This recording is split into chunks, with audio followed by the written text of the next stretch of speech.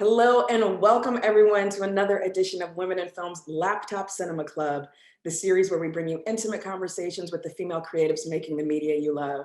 I'm Ebony Adams, Manager of Public Programs, and I have been incredibly eager for today's conversation. So eager, I could barely stand it. I'm glad it's here. We're gonna be hearing from the writers and executive producers of the new Fox animated show, The Great North, and mixing it up with them will be comedian and writer Aparna Nancherla. Sorry, I got a call coming in, someone else trying to get into this event because she knows how cool it's gonna be. The Great North is a new animated comedy created, written and executive produced by Bob's Burgers writers and executive producers Wendy Molyneux and Lizzie Molyneux, which follows the Alaskan adventures of the Tobin family. As single dad Beef, voiced by Nick Offerman, does his best to keep his bunch of kids close, especially his only daughter Judy, voiced by Jenny Slate, whose artistic dreams lead her away from the family fishing boat and into the glamorous world of the local mall. Rounding out the family are Judy's older brother Wolf, voiced by Will Forte, his fiancé Honeybee, voiced by Dulcie Sloan, middle brother Ham, voiced by Paul Russ, and 10-year-old going on 50-year little brother Moon, voiced by Aparna Nancherla, who will be moderating our conversation today. While their mother is not in the picture, Judy seeks guidance from her new boss, Alyson, voiced by Megan Mullally, and her imaginary friend, Alanis Morissette, who's there guest voicing as herself, who appears to her in the Northern Lights. I do want to let you know that live captions are available for this event. So if you want to make sure you catch every hilarious word that's about to drop, just hit that closed caption button at the bottom of your Zoom window. And also a note that our attendees will be, our guests will be taking your questions. So if you have questions for them, just use the Q&A button at the bottom of your screen, not the chat window. So again, use the Q&A button at the bottom of your screen.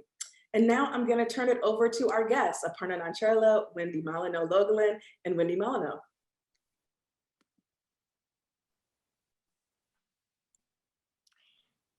Hi guys.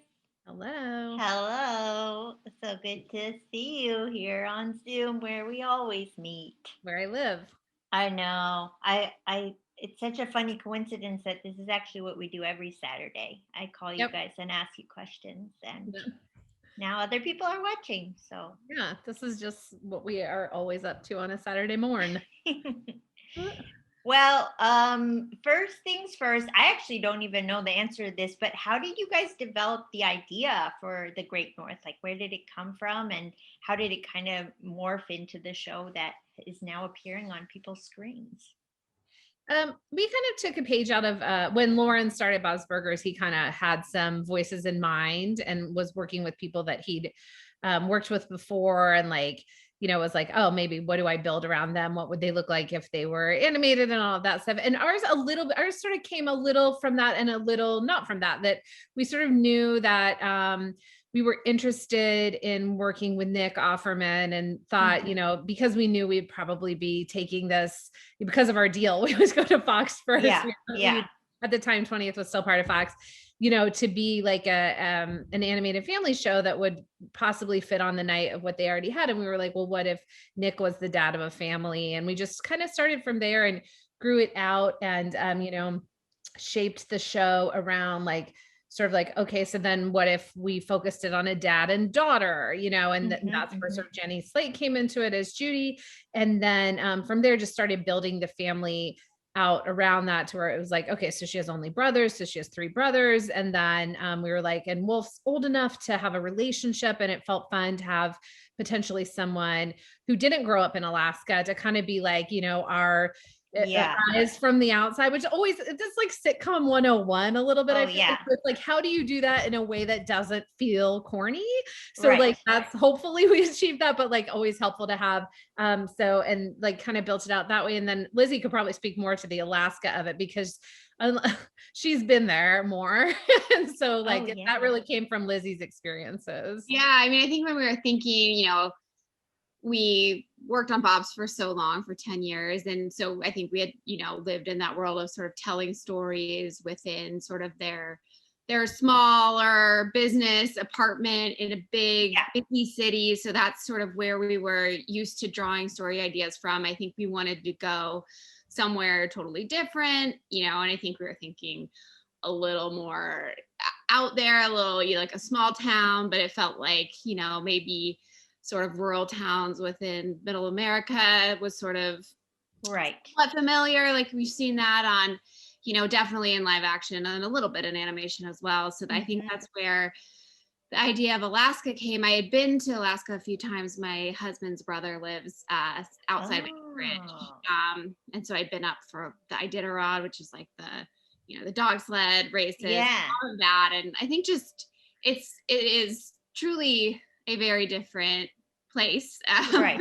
Even though it's part of the United States, it is like, I think, speaking for his brother, like he grew up in Minnesota, and I think the minute he was able to, it was like, I'm moving to Alaska. Like, I think there's just a lot of people, there's obviously people that live there their whole lives, but I think it also draws a certain type of personality of people who really, really, really want to be in nature. I think that's why he's up there. He works for Fish and Game. Like he loves to be outside, outdoors, like, doing all of that stuff all the time. So I think it really sort of draws that personality. I think, so brought that up. And, I think in just doing research, it's also really great place for animation because it's so vast and beautiful. And there really is just a different interaction with wildlife there. There are signs everywhere with like days that cars haven't hit moose. It's a different world. And I think we thought it would really lend itself to storytelling.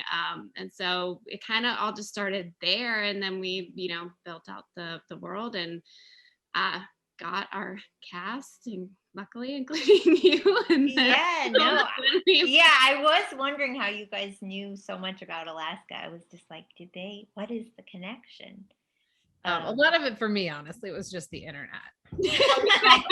How we all know about everything now. The internet. You can be an expert on television and the internet. You can go anywhere. There is some voice cast that is actually in Alaska, right? Because I remember. Yes, that was one of our kind of things going into it, is we were like, okay, well, we don't live in Alaska and we don't want to, we don't want to approximate something. So actually, our casting department, we talked to them and we're like, could you find, and we also knew we wanted to have Alaska Native characters. So that's who they auditioned in Alaska, was Alaskan Native actors. And luckily we do live in a technologically advanced world. So one of our, the girl who plays Judy's best friend, Kima, is based in Alaska. A woman named Ariel Tweedo.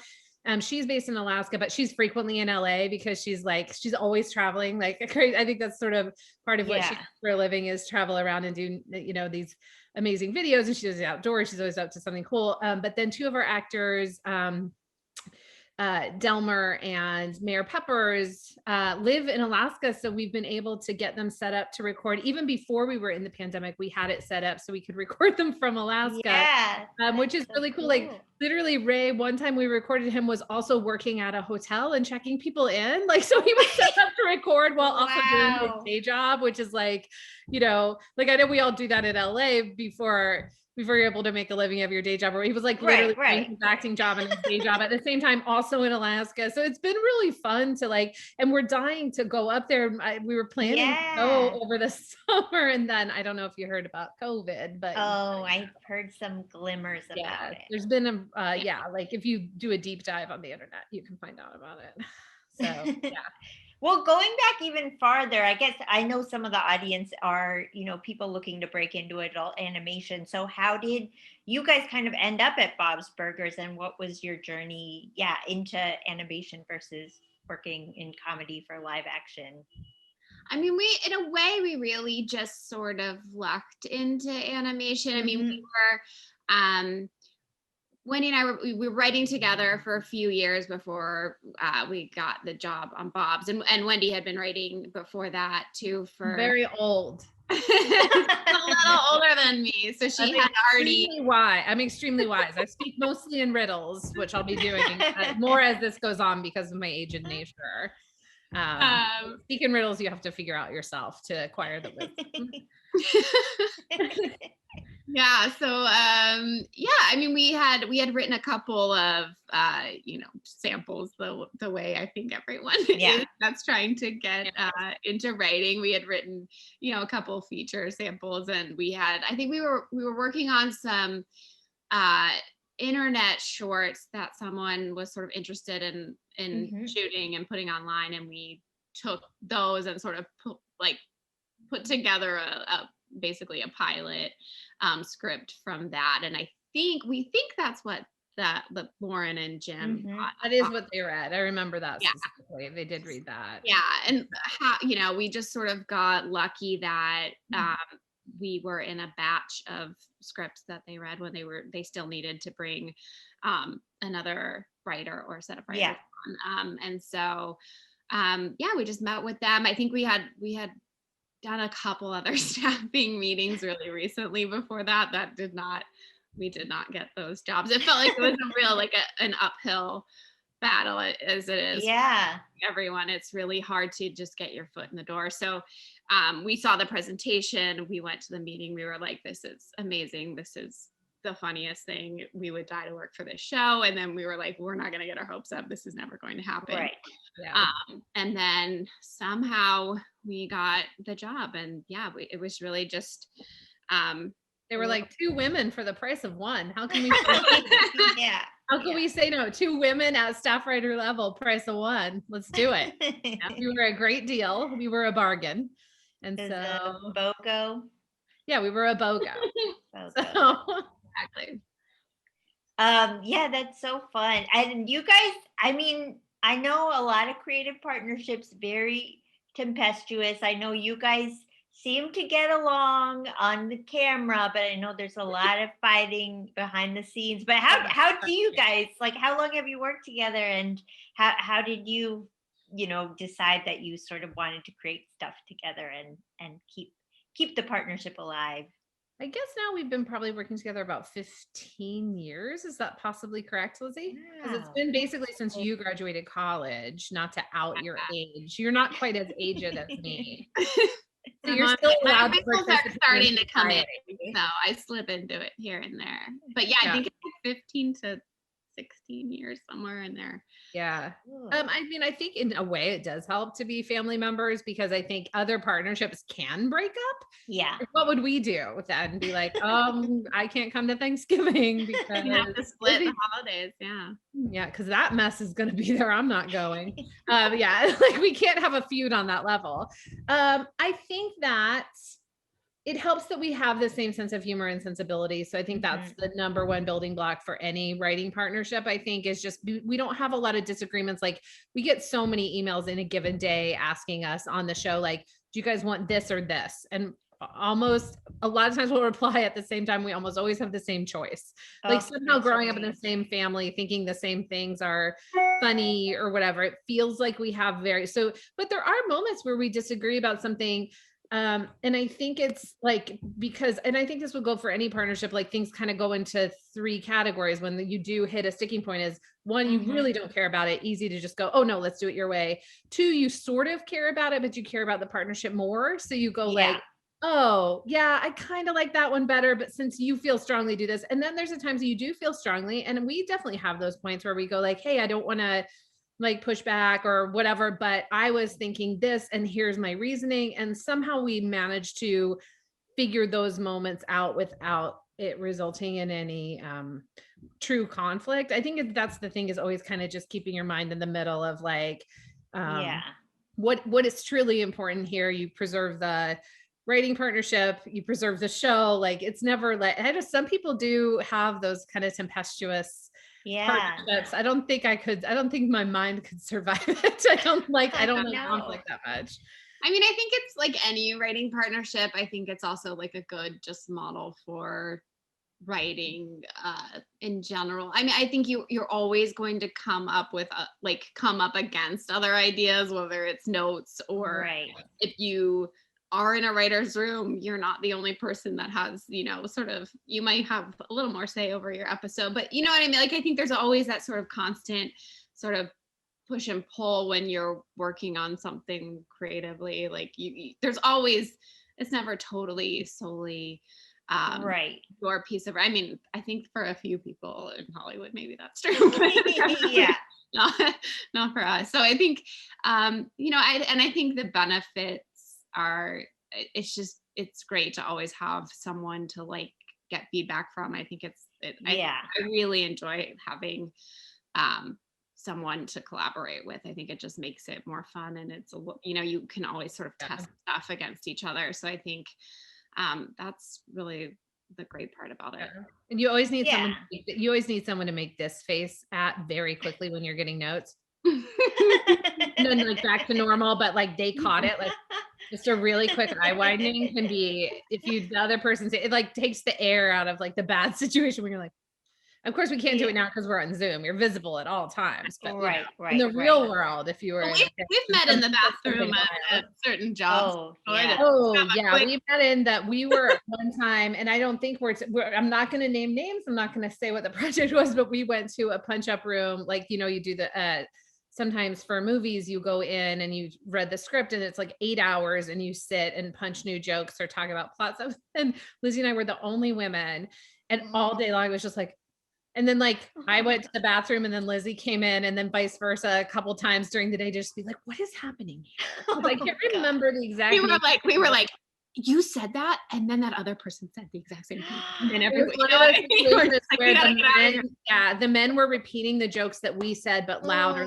Clearly they truly believed we were there as tokens to just sit there and listen to them all day. And one guy in the room explained all of screenplay structure for 20, 25 minutes. And Lizzie and I were just like, what's happening here? What's happening? It was like wild. So it does help to have a partner, maybe as women in the industry, even extra helpful, because there's just going to be, for the most part, I feel like people are pretty respectful. People are pretty, most of the time you're in a pretty chill environment, but every once in a while you hit a wild one and it's just like, what the fuck is happening here? So it helps to have someone to also be like, we're not the crazy ones in this situation. Something crazy is happening and we can validate that for each other is kind of like fun.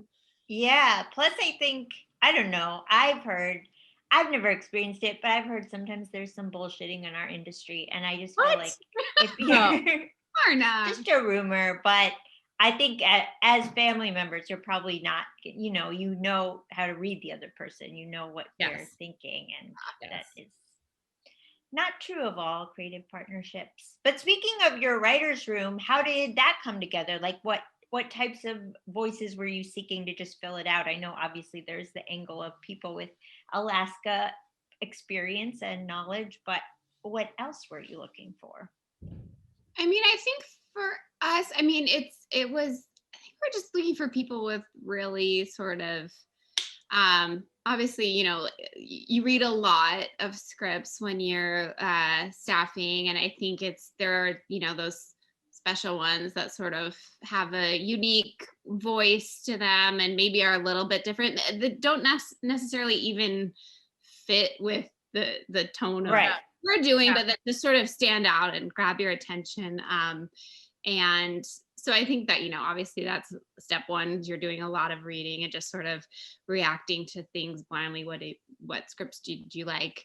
And then, I think on top of that, I think from being on Bob's for so many years, we just have such a great group of people, and like almost none left our writing staff. Like the only person that left wanted to go pursue something else, go do 1 hour type situations. So I think we had that in the back of our heads, I think too, a little bit when we were, meeting people just who seems like they would be really wonderful to spend, every day with. And I think that's also really important, just to have sort of like a nice and not super competitive feeling and room that I think that was always sort of also in the back of our minds of like what would be a good group that we could put together that hopefully would all enjoy every day writing on the show. Because in animation too, it's like at a certain point, if you get if the show goes enough, if you're picked up for enough episodes, at a certain point you're kind of like year round. You don't have like those huge hiatuses like you do with live action. So it's kind of like having like a job at a bank or something where you're like, I'm gonna spend every single day with these people for a year. Also, you're secretly plotting to rob it the whole time with your friend. That's what working. I think that's what working at a bank mostly is.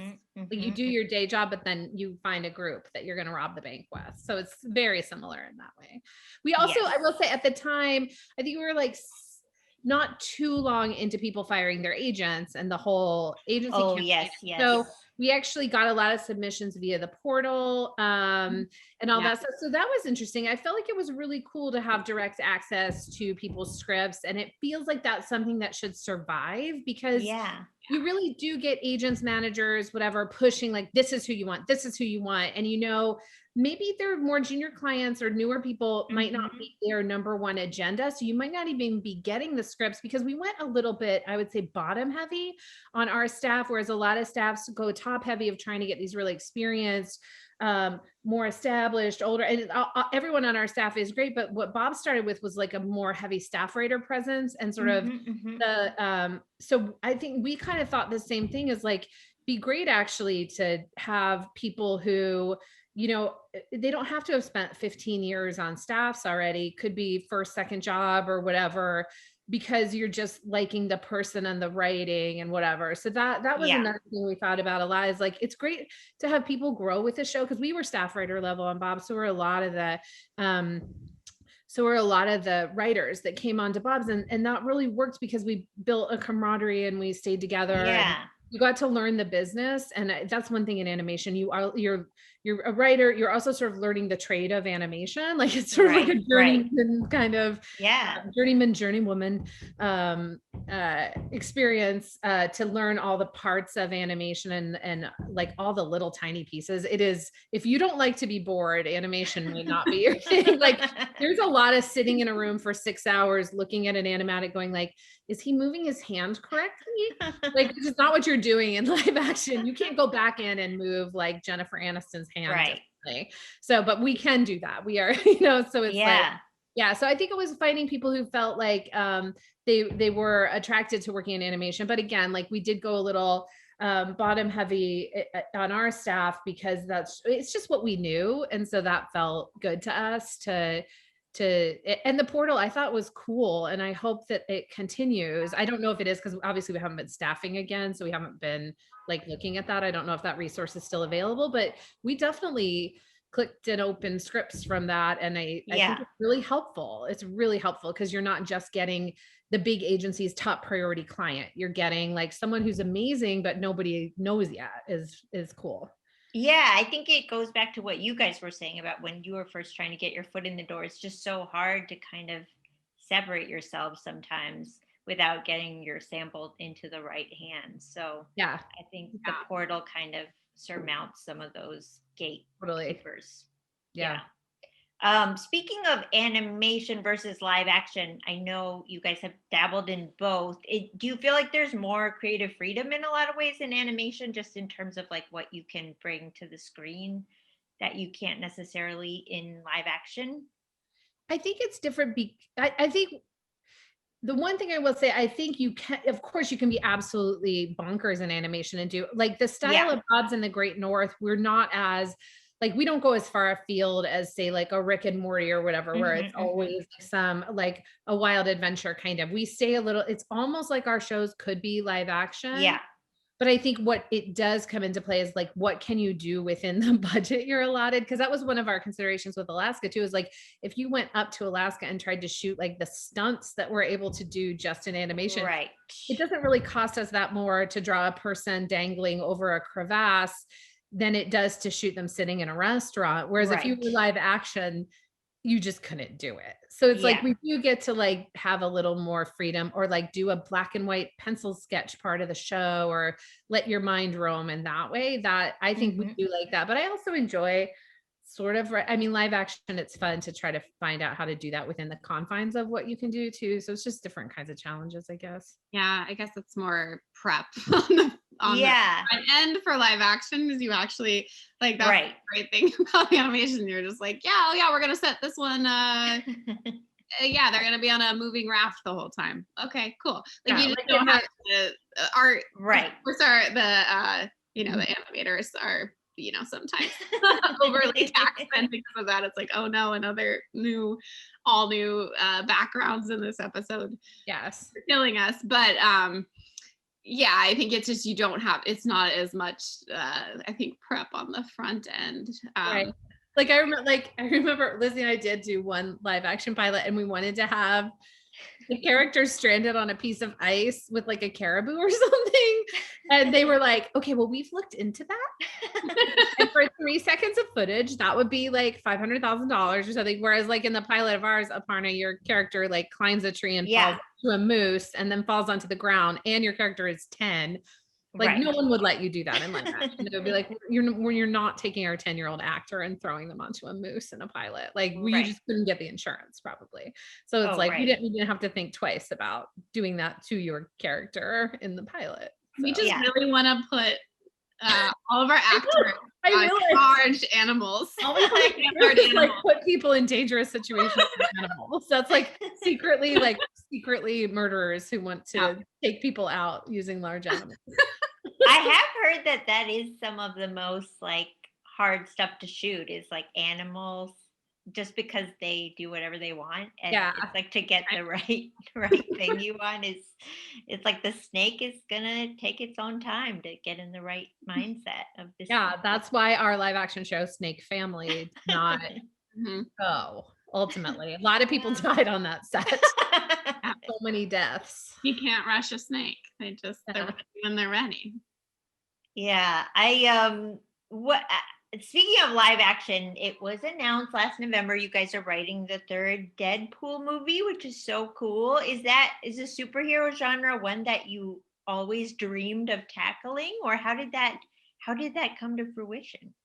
Well, we can't say literally one word about that, but I will say, I do think the one thing I would say that I think is cool that's happening, because I saw that Margot Robbie's company was doing this too. Like they had like 10 women or something write these big action or hero genre movies. And then a bunch of them took them out and sold them. And I was like, that's the kind of, because you do wind up as women getting into this. I can't tell you how many times, and absolutely no offense to movies that are like, okay, let's take this genre but make it the women's version. Like a female version of Jump Street, and we could not have been more excited to have been asked to do that. It still hasn't been made, but that's fine.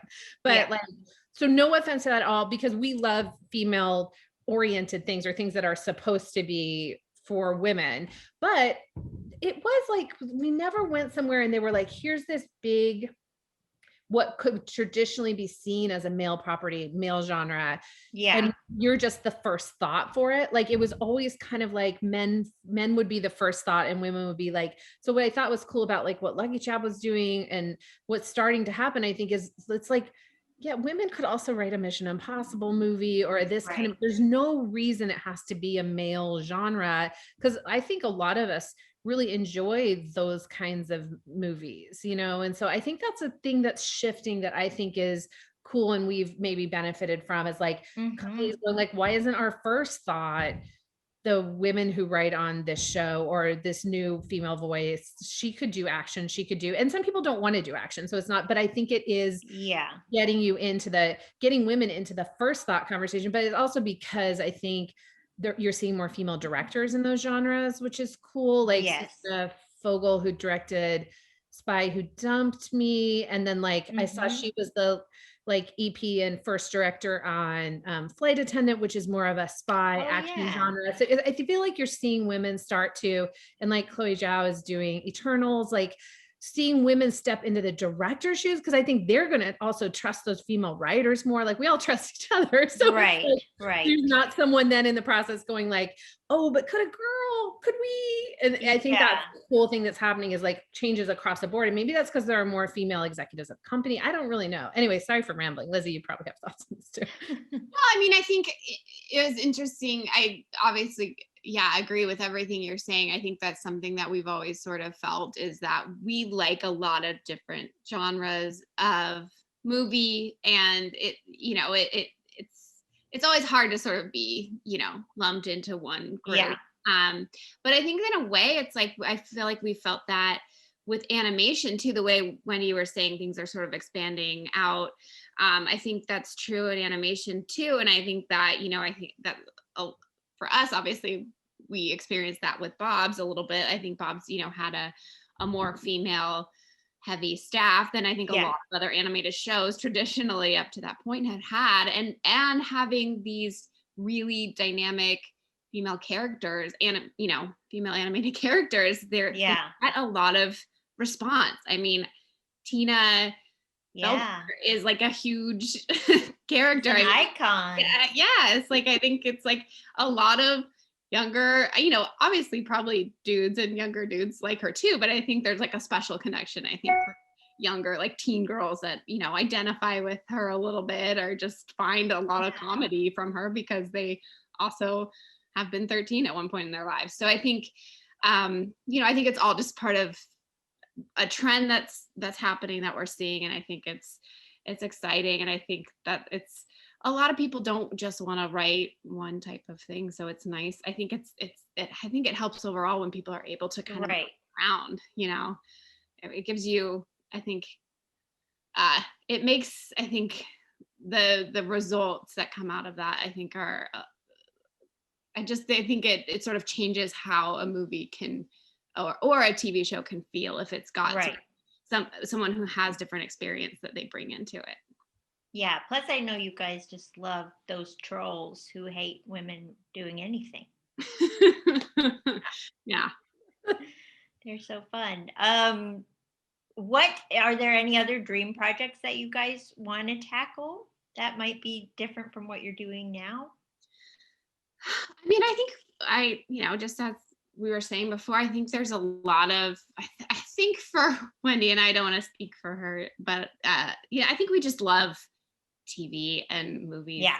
So many different things. I think also just with, with all of the streaming platforms now and everything, like there's just so much out there. And I think it's really an exciting time to be writing and to be creating stuff and to see what else is out there. I think there's just so much that I think there's that possibility right now that it's like any type of genre could be a show and it could it could actually get made and it could be on something, for a long time it was just the networks and, it was just a simpler time for TV and it was harder, I think to break through and have sort of really different things existing at the same time. So I think now that that's happening, it's really great. And I think, I think we're always kind of looking to the next thing of maybe branching into something different.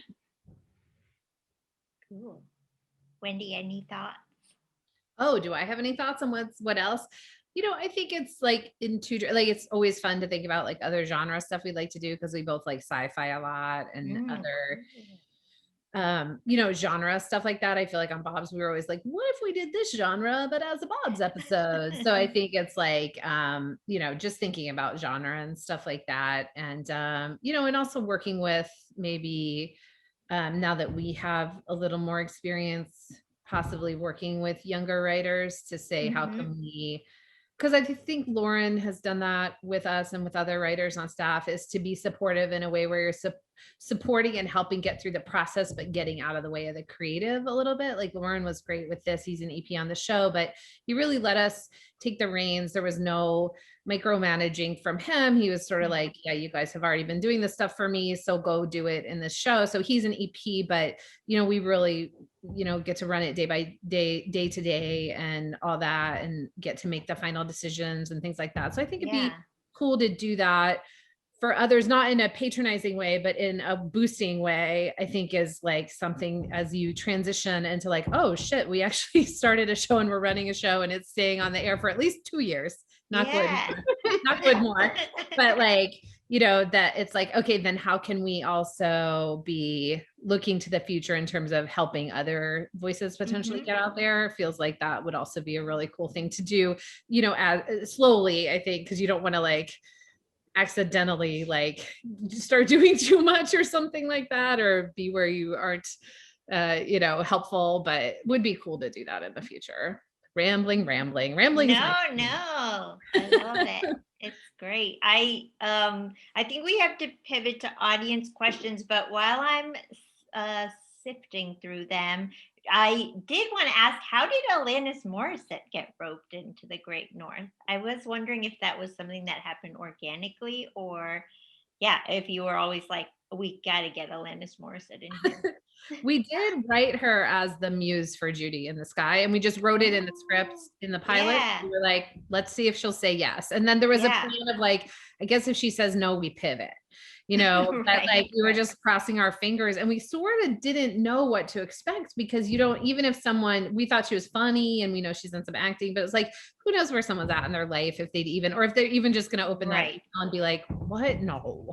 But like she read it and she said yes. So it was, it was an easy thing that happened rather than like being a struggle. So it's like, and she's just sort of been on board. And how is it, now you don't interact with Alanis at all. You just interact with the family. And is this you've done a lot of animation before, right? I've done just like more and more voiceover in the past few years. I think I have that sort of voice that can read as child or teen. So I think I sort of get a lot of those parts for auditions. But then, yeah, I just really enjoyed it. I mean, the first big thing I did, I think, was BoJack. So that is like very much adult and grounded. But then I've also, recently done like Boss Baby on Netflix. So that's like way more wacky and off the rails. So is there any difference in like how you approach like live action acting, or is there like, do you have any preference, or you just kind of like all of it? Well, I think with animation, because you're kind of just playing off of what you think it will look like until you actually see it, there's a lot more range in what you can just like throw at the wall of like what you think that scene will be. I mean, it really helps, I think, to get your guys' direction of like, oh, I think this is how we want this scene to play out. Because I think it is, as an actor, sometimes you're like, I don't know, it could be this, it could be this. Whereas with live action, you're sort of kind of sometimes just going off the energy of what's in the room at that time and what the other actor is giving you. But yeah, especially with animation, when you're doing it in a vacuum where you don't have the other actors, it does sometimes make it a little bit more like, this could be anything. Yeah, and it's been like an extra vacuum. Oh yeah. Yes, we've been doing this all of season 2, basically. Yeah. North, very much like it's just every person looking at their screen. You can hear each other, but there's like often like we're like overlapping also with the internet delay and trying to like give you direction or you in the middle of your take. So it's been an interesting experience, but it's been great that we can still do it all. I know, it's been like the one thing that has kind of managed to keep going in a pretty consistent way. Okay, let's see. Oh, that was actually the first question. Has your production been affected by the pandemic? How have you been managing it? Yeah, I mean, it was luckily we got permission to move home really quickly. Like it was like March 11th or March 13th of last year, like our last day of work.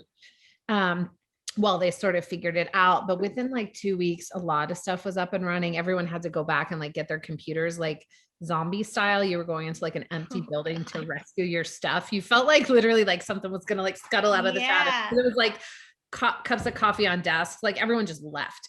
So it was really weird. But audio has been challenging because even if someone had a great setup, if their internet is wonky, the next time you record them, it can take like 3 times as long to get one person's audio than it used to get we used to get everyone in the booth so they could interact and stuff like that. So there's probably like a little less improvisation in episodes that we've had to do in the pandemic, but we've been able to keep the writer's room on Zoom, which is good. Fewer hours, I think, because your eyes burn out and you're like just sitting in a chair. So all of that, but we've been lucky to stay in production and keep people working. And that feels like, right now that's like good to have one sector up and running, because I know productions keep getting shut down in person because of COVID. So it's affected it, but we've muscled through longer working hours and stuff, but it's okay. Yeah. And I think, you lose a little bit. I think everyone's still in really good spirits, and it's at the table, we do virtual table reads, and it's really fun to get to see everybody. I know. Yeah, but it is hard. I think a little bit it takes a little bit of like sort of the wiggle room and the like fun out of being in a writer's room, which is, it's always really great to just sort of like be able to talk about what you watched on TV the night before. Right. And when you only have so many hours and you're doing it all on Zoom and it's hard, it just sort of takes a little bit of the fun away, I guess. But I mean, that's a very small price to pay. But I think we are looking forward to, hopefully, fingers crossed, being able to do everything in person again soon. Yeah. Okay. I love how both Bob's Burgers and the Great North have these weird families who also really love and support each other. I feel like that's actually a pretty rare dynamic in shows. Were you conscious of trying to keep things positive on that level while keeping things funny? Yeah, definitely. I mean, I think in branching out from Bob's, I think it was always gonna be for Wendy and I think a show that had a similar sentimentality to it. I think it's really nice to work on a show that's nice. And I think at times it's not always totally realistic to how the world works, but I think there's something, I think you don't always have to have conflict to create comedy. I think I think we really saw that in working on Bob's, and I think we liked living in that space and working in that space. But I think we always sort of knew if we went off and did our own thing that it would probably feel like a world that was sort of in the same universe as Bob's. So I think that was definitely on our minds. Yeah, and I also feel like just what you were saying about bringing your writer's room together, of having kind of a positive collegial environment, is like translates well to the show's ethos and like what you see on screen, of like just an overall, like a nice, I don't know, I think there was an article written about how it's kind of this wave of like nicer comedies. Nice core. Yeah, nice core, exactly. Okay, was it pretty easy to get these comedy heavyweights to sign on? Did you shape the characters around the actors in any way? Well, I mean, Aparna really over a barrel and was very, very tricky to get. We had to fly her to a private island.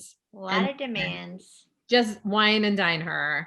And no, I mean, Nick, we've known for a long time, frankly. So that was like an easy collabo, because my first writing job was on Megan's talk show. So like I've known them forever. But even so, he's a very busy man. So our texts were very much like, hello, we will be sending you something. No offense, no obligation. Please don't be mad. If you would kindly take a look at it, but please don't feel obligated. And we know you're very busy, but if there's any chance, like, I feel like that's always our approach to everything. Yeah. Like, oh, please do not decide to unfriend me forever. But if you would think about this, so having him in place kind of early, I think also, potentially maybe it gave other people confidence that, to join up, but it did. I think also it was one way too that being sort of in the Lauren Bouchard family was helpful, because I don't know if it's true, Aparna, but maybe you guys trusted a little more that you guys would be in good hands, because all of you are so busy. So it was like, we did get, we got yeses from everybody, but it did feel like, okay. But also I think having it works in reverse too, like having people that we respect so much, where we're watching, Aparna's stand-up or Dulce on Daily Show, like we feel like, okay, we have to make sure to try to make good material for them. Like they deserve our respect and our efforts. So let's make sure that they don't read the script and go like, oh God, I could have, no. Like, so I think it really raises the bar a little bit, where you're like, oh shoot, I'm writing for this person who I've watched a lot and I really like. And so I think it's like that really, in a way it helps us push ourselves, hopefully, to make material that they will feel good that they signed on for. So that's always the goal. Yeah, no, totally. I think to the question too about if we sort of shaped things around you guys. I mean, I think 100%. I mean, going in, I think we had worked with Nick a little bit and Jenny, but although, Jenny plays such a different character on Bob's, but I think we knew her voice, versions of her voice that we could sort of write to with Judy. But that always evolves. I think, once we had you for Moon, it really did sort of, Moon was a little muddy in our heads, I feel like, until we heard your voice as Moon. And then it was like, okay, so Moon isn't this wild kid that maybe we started out with, who's really into outdoor stuff. You are into outdoor stuff, but you are much more calm and cool and gravity, a lot of gravity to your vocal quality. When we're looking at you, you're smiling and it's apparent, but like when you hear the voice in isolation, it's interesting when it really did shape Moon, because it was like, oh, there's a lot of like gravity and like not heaviness, but like it was no longer like, oh, this person's gonna be like, rah, rah, rah. It was more like, oh, he's sort of the oldest of the family in a way. Right. Yeah. And like, I think Will's voice sort of does the opposite. Like he's sort of childish voice, which is funny because he said something on one of our records how Nick was playing his dad, and I can't remember their exact ages, but I think they're like 5 years apart. Really? It's like, and Wolf is like 21 canonically, I think between 21 and 22. So he plays a very young person. And both he and Dulce have quite like youthful energy in their voice. And so it's really interesting. It does wind up shaping things for sure. Yeah, that's so funny about Moon, because I was telling a friend we were talking about it, and he really is like an old soul. And I was like, I think I just wanted to play a wise child, because like wise children in real life kind of creep me out, because I'm like, how do they know all this stuff? And so I was like, maybe I just want to be one, really. Okay, what are the roadblocks writing adult animation versus live action? Sort of touched on earlier, unless you had any other thoughts. Yeah, I don't know that I mean, obviously this is, and I hope this for everyone, that's been like the path for us where our voices fit. And so I think it's, we haven't experienced it as like, oh, this is trickier than live action. I think live action was sort of trickier for us. We did a live action pilot, and I think it was, it's like a different tone, and you have to figure out a lot of other moving pieces. Whereas in animation, we feel very confident, again, like, because we learned the trade sort of like, we know how to watch an animatic. We know what the pre-dub is. Like, you know what I mean? Like all these things that you have to learn coming up, we know. So I think it's like, it'd be hard for us to speak to it because we don't like operate as much in both worlds of television, at least not yet. So yeah. It's only a matter of time. Yeah. After Deadpool, are you hoping to do more feature films? Speaking of live action, do either of you want to direct? Believe it or not, we have always written feature films. It's just they never get made. Like most writers, I think like a lot of movies get written that never see the light of day. So I think we'll always want to keep going in movies to a certain extent. Yeah. It's always, I think it's, I think, as we were saying before, I think we love so many different types of movies and TV. I think we just always have some other idea that's kicking around that we want to work on. And I don't know, who knows, maybe someday we direct. It's definitely not happening at the moment, but we'll see. I mean, you direct in animation. I feel like that's always, people forget that there is a director. That's true. We direct the voices. We don't direct that. We give notes and do a lot of meetings on the visuals, but there is actually also a director and a supervising director. Oh, got it. Just focuses on the animation itself, because that alone is like such a massive job. They have a storyboard team under them, timers, all this stuff. So that's another, but it is like, I think we're both really comfortable working with actors and all that stuff. I think there's, directing is something to think about, but like also, I think a lot of people leap right into it. Like, I could do that. And then it's like, then you find out that you had a lot more to learn. And similar question, is there anything within animation in Bob's or Great North that you haven't done yet that you really want to see happen?